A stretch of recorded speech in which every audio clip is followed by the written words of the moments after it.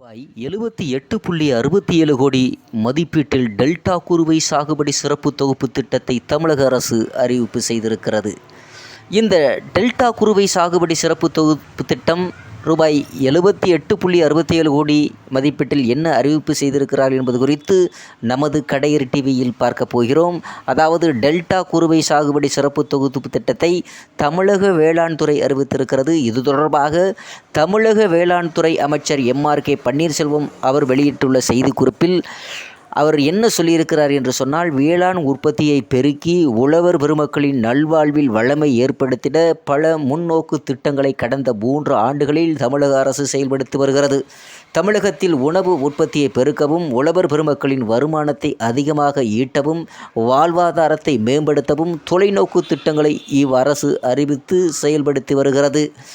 பருவமழைகளால் நிரம்ப பெறும் மேட்டூர் அணை நீர் தமிழகத்தில் நெற்களஞ்சியமாக காவிரி டெல்டா மாவட்டங்களில் குறுவை பயிர் சாகுபடிக்காக ஜூன் 12ஆம் தேதி திறந்துவிடப்படுவது மரபு. எதிர்பாராத சூழ்நிலைகளால் பருவமழை காலந்தாழ்த்தி இருப்பதால் இந்த ஆண்டு 2024 மேட்டூர் அணையில் போதிய நீர் இல்லாததால் டெல்டா சாகுபடிக்கு நீரை திறந்துவிட காலதாமதம் ஏற்பட்டிருக்கிறது.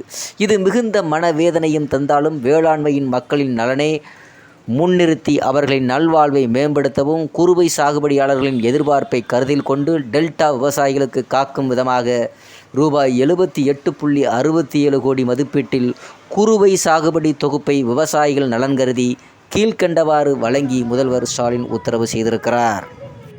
1,00,000 ஏக்கர் பரப்பளவிற்கு 2,000 மெட்ரிக் டன் நெல் விதைகள் மானிய விலையில் ரூபாய் 3.85 கோடி மதிப்பில் வேளாண் விரிவாக்க மையங்கள் மூலம் வழங்கப்படும். இரண்டாவது எடுத்து பார்த்தீங்கன்னா, நெற்பயிர் இயந்திர நடவு பின்னேற்பு மானியமாக ஏக்கர் ஒன்றுக்கு 4,000 வீதம் 1,00,000 ஏக்கர் பரப்பளவிற்கு தமிழக அரசு ரூபாய் 40 கோடி நிதி வழங்கப்படும்.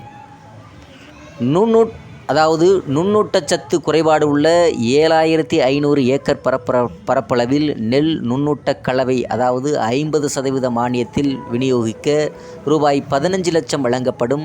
அதோடு துத்தநாக சத்து குறைபாடு உள்ள இடங்களில் துத்தநாக சல்பேட் உரத்தை பயன்படுத்துவதற்கு ஏக்கருக்கு 250 ரூபாய் வீதமும், 25,000 ஏக்கர் பரப்பளவுக்கு 62,50,000 ரூபாயும், 25,000 ஏக்கரில் ஜிப்சம் பயன்படுத்துவதற்காக ஏக்கருக்கு மானியமாக 250 ரூபாய் வீதம் 62,50,000 ரூபாய் வழங்கப்படும்.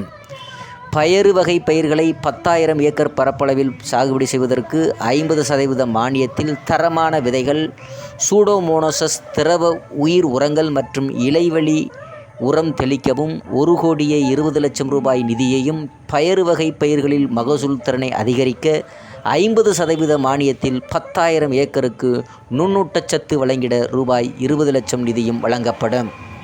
மூன்றாவது எடுத்து பார்த்தீங்கன்னா, வேளாண் பொறியியல் துறையின் மூலம் விசை உழுவை, களை எடுக்கும் கருவி, விதை மற்றும் உரமிடும் கருவி, இயந்திர கலப்பை, சுழல் கலப்பை, சாகுபடி கலப்பை, பலதானிய பிரித்தெடுக்கும் கருவி, ஆளில்லா வானூர்தி கருவி மற்றும் சூரிய சக்தியால் இயங்கும் பம்பு செட் போன்ற 442 கருவிகள் வழங்கிட மானியமாக ரூபாய் 7,52,00,000 நிதி வழங்கப்படும்.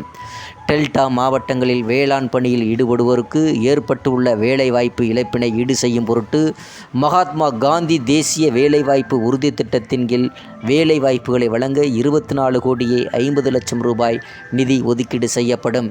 மேற்கண்டவாறு அரசு நிதியில் இருந்து பெறும் பல்வேறு திட்டங்களை ஒருங்கிணைத்தும் ரூபாய் 78.67 கோடி மதிப்பீட்டில் குறுவை சிறப்பு தொகுப்பு திட்டத்தினை செயல்படுத்திய தமிழக முதல்வர் ஸ்டாலின் உத்தரவிட்டிருக்கிறார் என்று அதில் MRK பன்னீர்செல்வம் அவர்கள் வெளியிட்டுள்ள செய்திக்குறிப்பில் குறிப்பிடப்பட்டிருக்கிறது. ரூபாய் 78.67 கோடி